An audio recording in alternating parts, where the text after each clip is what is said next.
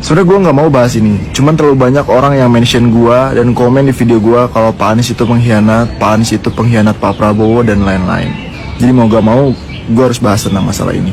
Di sini gue bukan pengen menyudutkan satu pihak atau kayak gimana, cuman ya mau gak mau gue harus mengcounter ini semua dan semoga kalian bisa menerima. Yang pertama, kalian bisa cek videonya di mana-mana. Jadi sebenarnya calon gubernur 2017 dari Partai Gerindra itu bukan Anies Baswedan, tapi Sandiaga Uno. Kenapa tiba-tiba jadi Anies? Karena Anies diminta oleh umat, diminta oleh rakyat, dan juga diajukan oleh PKS. Ketika itu sendiri, Sandiaga Uno juga bilang bahwa Sandilah yang membawa Anies ke Pak Prabowo dan meminta Anies yang jadi gubernur. Jadi Pak Sandi yang minta, bukan Anies yang pengen jadi gubernur. Itu yang pertama. Jadi ketika Anies menjabat menjadi gubernur, janjinya Anies ya dia menuntaskan 5 tahun di Jakarta. Kalau misalnya emang Anies itu berniat untuk mengkhianati Prabowo ketika 2019, mungkin Anies bakal jadi cawapres di lain atau jadi capres mungkin melawan Pak Prabowo. Tapi buktinya Anies menuntaskan 5 tahun. Dan itu jenis komitmen yang mungkin gak semua bisa lakuin. Kenapa? Karena kita lihat Pak Jokowi, apakah Pak Jokowi tuntas di Jakarta? Tidak.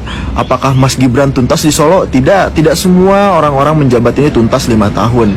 Hanya menjabat beberapa tahun, ada yang langsung menjadi presiden atau jadi wakil presiden. Jadi menurut gua Anies gentleman, dia menuntaskan 5 tahun komit di Jakarta. Walaupun di 2019 ada beberapa partai yang meminta dia jadi capres, bahkan Pak Prabowo meminta Anies untuk menjadi cawapresnya Prabowo, tapi Anies menolak karena komitmen Anies kepada umat dan kepada rakyat yang waktu itu mengusung Anies. Jadi bukan cuma Gerindra loh. Ya mungkin untuk pendukung Pak Prabowo 2019 semua bakal ngerasain hal yang sama. Dan banyak yang bilang kalau Pak Prabowo itu mengkhianati pendukung-pendukungnya di 2019. Gue sebagai pendukung Pak Prabowo 2019, sedikitnya gue merasakan itu, tapi gue gak akan bahas ke sana. Ini bukan berarti gue mau menyudutkan, tapi ini bentuk realitanya. Kalian harus nonton video ini. Dan sekali lagi, saya sebagai kader PDI Perjuangan, sebagai kader muda, saya akan tetap tegak lurus sesuai arahan Ibu Ketua Umum. Selamat siang, saya Gibran Rakabuming mengajak seluruh warga untuk berbondong-bondong ke TPS di 14 Februari nanti untuk memilih PDI Perjuangan dan Pak Ganjar. Terima kasih. Nah, Gibran juga sama kok. Beliau juga komit tegak lurus dengan PDIP. Beliau juga komit, bahkan beliau bilang 2024 bulan Februari coblos PDIP dan pas Ganjar Pranowo. Tapi buktinya sekarang dia menjadi cawapresnya dari Prabowo.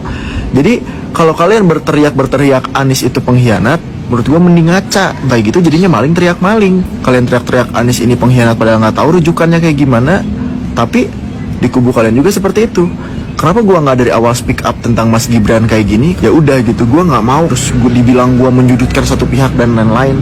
Tapi ya gue di attack terus gitu. Ini bentuk defend gue dan penyerangan balik gue. Kalau gue diem terus juga bakal terus-terusan gue kayak gini. Jadi ini bentuk counter dari gue. Semoga kalian bisa menerima fakta yang satu ini. Bye. Nice.